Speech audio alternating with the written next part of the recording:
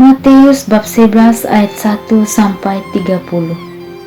Setelah Yesus selesai berpesan kepada ke-12 muridnya, pergilah ia dari sana untuk mengajar dan memberitakan Injil di dalam kota-kota mereka.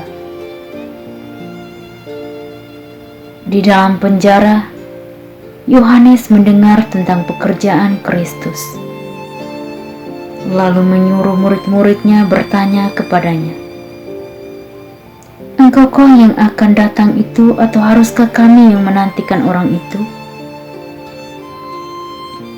Yesus menjawab mereka, "Pergilah dan katakanlah kepada Yohanes apa yang kamu dengar dan kamu lihat.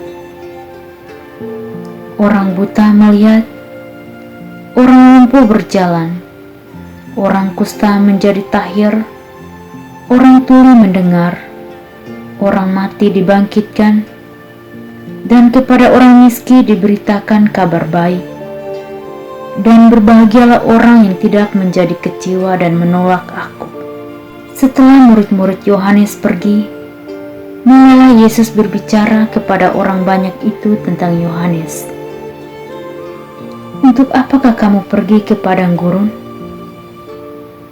Melihat bulu yang digoyangkan angin kian kemari? Atau untuk apakah kamu pergi melihat orang yang berpakaian halus? Orang yang berpakaian halus itu tepatnya di istana raja. Jadi untuk apakah kamu pergi? Melihat nabi? Benar. Dan Aku berkata kepadamu, bahkan lebih daripada nabi. Karena tentang dia ada tertulis, 'Lihatlah, Aku menyuruh utusanku mendahului engkau, ia akan mempersiapkan jalanmu di hadapanmu.' Aku berkata kepadamu, sesungguhnya di antara mereka yang dilahirkan oleh perempuan tidak pernah tampil seorang yang lebih besar daripada Yohanes Pembaptis. Namun yang terkecil dalam kerajaan surga lebih besar daripadanya. Sejak tampilnya Yohanes Pembaptis hingga sekarang, kerajaan surga diserong dan orang yang menyerongnya mencoba menguasainya. Sebab semua nabi dan kitab Taurat bernubuat hingga tampilnya Yohanes. Dan jika kamu mau menerimanya, ialah Elia yang akan datang itu. Siapa bertelinga, hendaklah ia mendengar." Dengan apakah akan kuumpamakan angkatan ini? Mereka itu seumpama anak-anak yang duduk di pasar dan berseru kepada teman-temannya, "Kami meniup seruling bagimu, tetapi kamu tidak menari. Kami menyanyikan kidung duka, tetapi kamu tidak berkabung." Karena Yohanes datang, ia tidak makan dan tidak minum, dan mereka berkata, "Ia kerasukan setan." Kemudian Anak Manusia datang, ia makan dan minum, dan mereka berkata, "Lihatlah, ia seorang pelahap dan peminum, sahabat pemungut cukai dan orang berdosa." Tetapi hikmat Allah dibenarkan oleh perbuatannya. Lalu Yesus mulai mengecam kota-kota yang tidak bertobat, sekalipun di situ ia paling banyak melakukan mujizat-mujizatnya. "Celakalah engkau Korazim, celakalah engkau Betsaida, karena jika di Tirus dan di Sidon terjadi mujizat-mujizat yang telah terjadi di tengah-tengah kamu, sudah lama mereka bertobat dan berkabung.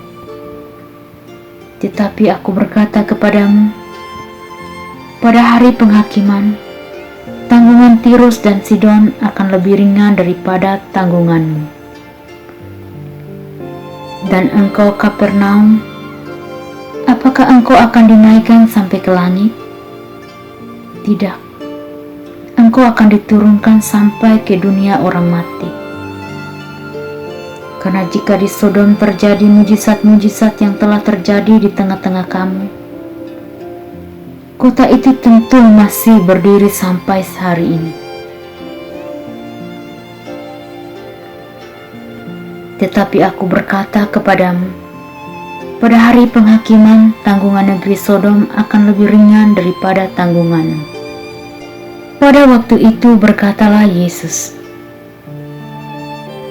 Aku bersyukur kepadamu Bapa, Tuhan langit dan bumi, karena semuanya itu Engkau sembunyikan bagi orang bijak dan orang pandai, tetapi Engkau nyatakan kepada orang kecil. Ya Bapa, Engkaulah yang berkenan kepadaku. Semua telah diserahkan kepadaku oleh Bapa-Ku, dan tidak seorang pun mengenal anak selain Bapa, dan tidak seorang pun mengenal Bapa selain anak, dan orang yang kepadanya anak itu berkenan menyatakannya. Marilah kepadaku semua yang letih lesu dan berbeban berat, aku akan memberi kelegaan kepadamu.